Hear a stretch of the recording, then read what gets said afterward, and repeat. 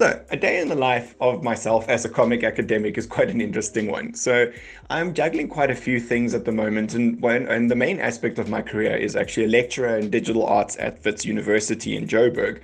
And so I essentially spend my days teaching my students about various things. So I teach across spectrum, so from first year all the way through to the master's level. So with the junior students, I'm normally teaching them comic theory. So I like to focus particularly on things like Afropolitan comics. So demonstrating comic making across the continent, how we function as South African comic makers, where we stand in terms of the world, and just really trying to show the students and expose them to this huge, beautiful market that we actually have that's so very much untapped. And actually also just showing people in general that there is such a thing as an academic pursuit of comic studies. And it's been a very long time. It's pretty much the academic studies of comics have existed since comics have. It's just that people tend to think that they get dismissed because it's comic books. They're not serious, they don't mean anything. But then I can digress and say, what about comics like Mouse and V for Vendetta and really important pieces of literature that truly question the status quo of the world? And I think that's a major aspect that people tend to forget is that comics have formed really important and really, really mind-changing sort of events in terms of how they are made, the kind of content they deliver, everything. And it's why it even inspired myself to actually pursue my PhD in studying comics that are actually located to their audience. So ideally, what I'm trying to do is figure out how to best represent the people of my own country and show them in a comic format. And specifically using more of an entertainment sort of to kind of typical style comics so that it's as accessible to the everyday reader as possible.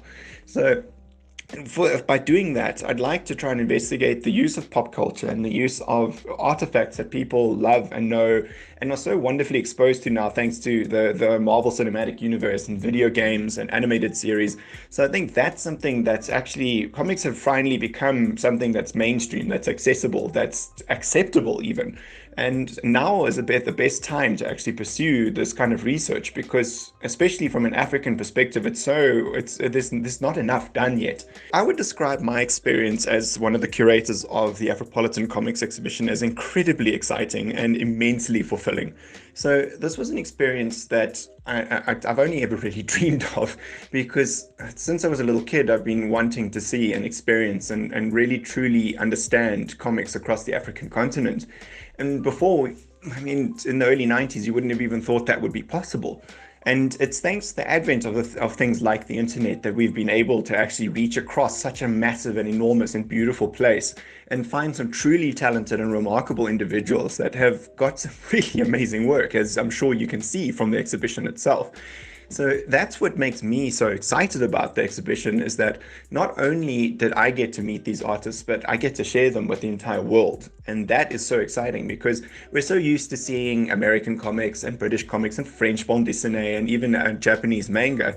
But so few people are actually exposed to the comics of the African continent. So this is such a big step. So the present status of comics in Africa is some of the most incredibly exciting things I've ever seen in my life.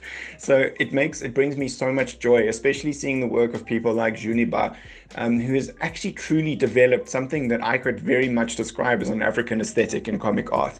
And seeing the kind of comparative work that's coming across from all over the continent, and including our neighbors in the Reunion Islands, for example, there's been this incredible movement and understanding, and particularly if we look at Nigeria and their massive success in their comic book industry and just how much potential there actually lies there, where comics in Nigeria become a sustainable career. It's not just a passion, it's not just a hobby, it's actually a job for people now. And it's so inspiring because the markets like Nigeria and Kenya have proven that there's an actual want and an actual need for comics. And I think that's something that's so exciting and really fulfilling, actually. So I think that's the important thing is that we have so many stories and so much narrative that's untapped and unexplored and undiscovered within the African continent, that we are very much ready and easily able to compete with the international market. And I think all we really need is to just get more exposure, to get more of our work out there into the bigger markets. So like the US market, like the British markets and French markets, and actually get people to really consume and understand the stories of Africa, because we have got truly great content here. And I think that's something that we can be very proud of, because there is no, so far of the work I've seen, there's no low quality stuff. Like, we can easily compete with any of our peers and any of our contemporaries. And we've got the stories, we've got the art skill, we've basically got everything. And I think more so than that, we've actually got this incredible passion and dedication to the art, because we're also new to it. And I think that's where that kind of undying care and passion for the craft is actually coming from, because we want to make this stuff happen. We're not just indifferent, we're not apathetic to this. We want this massive movement to occur. And I think that's where the great potential of this truly lies. Exhibitions like Afropolitan Comics have shown and given us the chance to actually demonstrate just how good the comic industry in South Africa actually is, and how diverse and interesting and different our stories are. So with the exhibition, you're only seeing 3 different kinds of genres, whereas we have as many as you could imagine. But for the instance of this exhibition, we particularly chose these ones to show the kind of different ways of storytelling you can actually expect to see in South Africa. And especially the one that interested me the most when I was researching this is how big our autobiographical comics and biographical comics are. It's not something that's very common, and to actually see how many comics are made about historical figures and moments in South Africa's history, it's very interesting, because again, like I mentioned, it's a really unique way and a powerful way to reach different audiences, especially young audiences.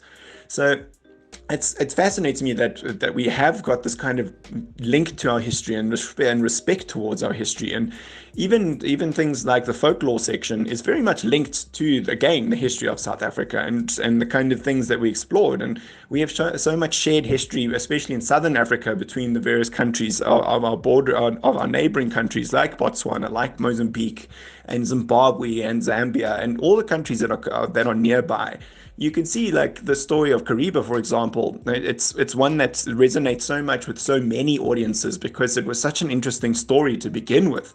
Never mind the kind of mythology and stories behind the Nyami Nyami and the various other creatures that have evolved from this. So I think that's a really interesting aspect as well, is that folklore is a really, really powerful medium, and one that I truly believe we should continue to explore, because there is where we'll be able to generate some of our best stories.